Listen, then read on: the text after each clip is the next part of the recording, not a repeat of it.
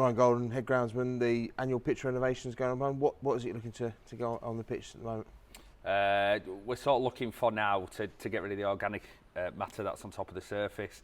Over the past sort of 3 years since we last renovated, we've had numerous events like Bollywood, which stopped us doing a renovation 2 years ago. Last year we had the cherry pickers all over the pitch due to the construction of the new stands. So this is the first year that we've managed to be able to get a gap to our next home game, Wigan in 28 days, to get a machine called a Coro onto the pitch, which ultimately takes away all the organic matter and all the thatch and all the black layer that's built up over the previous sort of time since we've done it last. We've seen the North Stand open now, the South Stand obviously earlier in the year. How much of an impact have the new stands had on the pitch? Oh, massive. Absolutely huge. The North Stand, not so much. During the construction phase, it was quite difficult dealing with the construction side of things, i.e. cherry pickers and access and things like that. But that was great because it was really easily led by Caddicks, and we had a lot of meetings regarding that. But regarding the pitch, North Stand didn't affect it. South Stand has massively affected it due to the shading. We've had a big build-up of black layer, which is essentially anaerobic soil.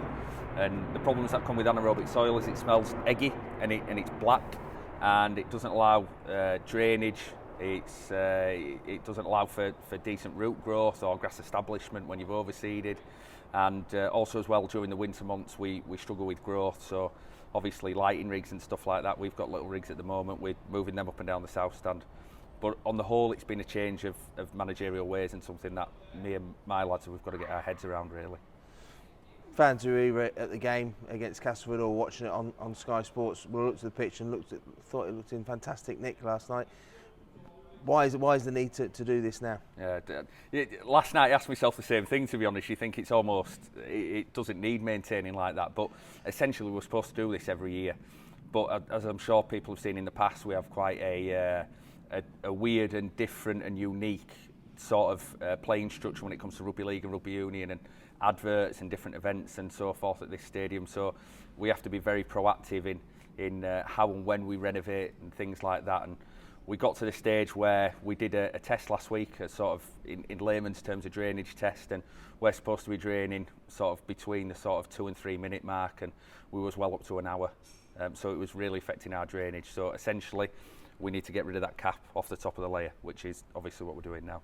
And what impact will this have on the playing surface going forward? Going forward, we'll have a cleaner surface. People won't notice this, but we had sort of light spots around the edges, where a lot from the Carnegie stand side where we've struggled. That's power annua, that's annual meadow grass. We want to try and get rid of that because it's shallow rooted. So when the players are playing and sidestepping and things like that, if they were to step on that, it comes away very easily, which is not what I want. We want something with a lot of purchase and friction to give the players the best surface for them to perform on.